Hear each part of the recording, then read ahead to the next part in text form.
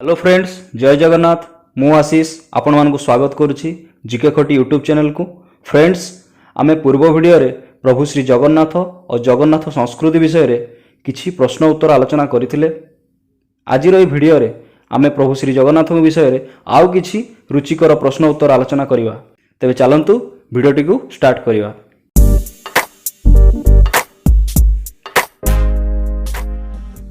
आजिर प्रथम प्रश्न, मुक्तिमंडपर नायक किए? Option A Jagannath Das, option B Jagadguru Shankaracharya, option C Shri Chaitanya, option D Indradyumna. यार सठिक उत्तरटी होची ऑप्शन बी जगतगुरु शंकराचार्य। देखिवा परवर्ती प्रश्न, श्रीजीवंकर स्नान नीति केउठारे अनुष्ठित होइथाय? Option A Ratnamandap, option B Snana Mandap, option C कल्याण मंडप, ऑप्शन डी यज्ञ मंडप। यार सठिक उत्तरटी होची ऑप्शन बी स्नान मंडप। स्नान मंडप रे चतुर्धा मुरदी स्नान कार्य को सर्वप्रथमे राजा इंद्रद्युम्न समारोह करथिले। बढ़िया परवर्ती प्रश्न को, ब्रह्मदेव पृथ्वीपृष्ठ को आसी केउं स्थान रे आसन ग्रहण करथिले? Option A Kalpavat, option B Muktimandap, option C Ananda Bazar, option D सिंहद्वार। यार सठिक उत्तरटी होची ऑप्शन बी मुक्ति मंडप। मादळापांजी अनुसार ब्रह्मदेव एही स्थान रे आसी बसिथिबारु यार नाम मुक्ति मंडप करागला। देखिवा परवर्ती प्रश्न, श्रीकृष्ण को किए वध करथिले? Option A Vishwavasu, option B Arjun, option C Duryodhan, option D Jarasabar. यार सठिक उत्तरटी होची ऑप्शन डी जरासवर। देखिवा परवर्ती प्रश्न, सिंहद्वार रे थिबा द्वारपाल जय विजयंकर अन्य नाम कौन?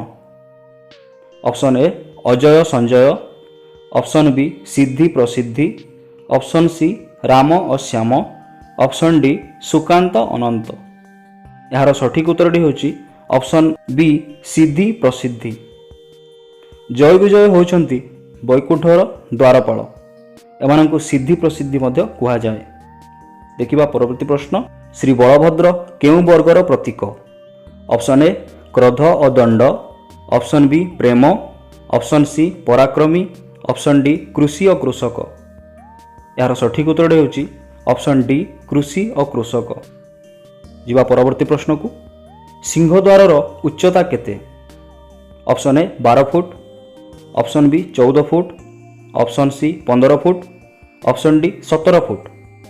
यार सठिक उत्तरटी होची ऑप्शन ए 12 फुट। यही सिंहद्वार उच्चता 12 फुट और प्रस्थ 10 फुट।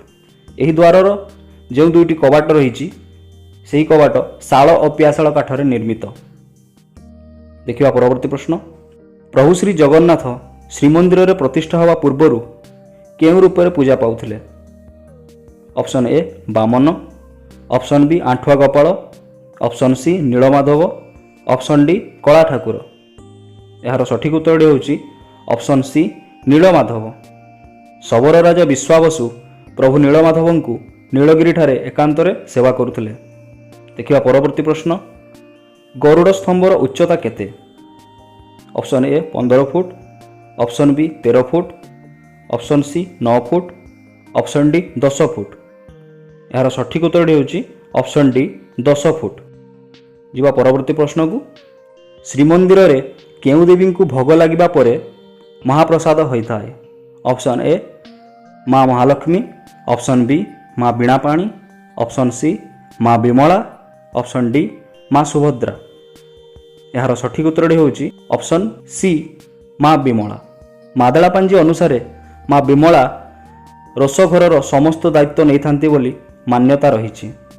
तेबे फ्रेंड्स, आजिर वीडियो रे किछि नुआ प्रश्न और उत्तर आलोचना कले। आशा करुछि वीडियोटी आपन मानक भल लगी। जदि भल लगी थाए तो वीडियोटी को लाइक करंतु, शेयर करंतु एवं चैनल को जदि प्रथम थर पर आछंती ताले सब्सक्राइब करंतु। जय जगन्नाथ, वंदे मातरम।